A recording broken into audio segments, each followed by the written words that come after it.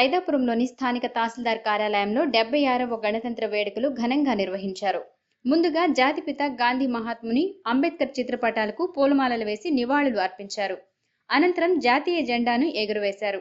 ఈ సందర్భంగా తహసీల్దార్ రమాదేవి మాట్లాడుతూ, స్వాతంత్ర్యం కోసం పోరాడి ప్రాణత్యాగాలు చేసిన వారిని గుర్తు చేసుకుంటూ వారి అడుగుజాడలలో నడవాలని ఆమె తెలియజేశారు. అనంతరం విద్యార్థులకు మిఠాయిలు పంచిపెట్టారు.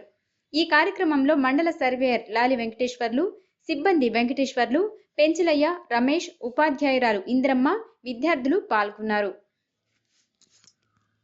తెలియజేసేది ఏమనగా, పిల్లలు ఐకమత్యంతో ఉండి మనకి ఈ స్వతంత్రాన్ని తెచ్చిపెట్టిన త్యాగమూర్తులందరినీ గుర్తు చేసుకొని వాళ్ళ దారిలో వాళ్ళ మార్గంలో మనము నడవాలని తెలియజేసుకుంటున్నాను.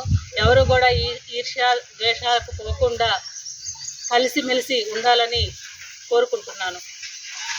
సీతారామరాజు గారిని ఇంకెంతో మంది మహనీయులు మన కోసం ప్రాణత్యాగాలు చేస్తే ఈరోజు రాజ్యాంగం స్వతంత్రం బ్రిటిష్ వాళ్ళని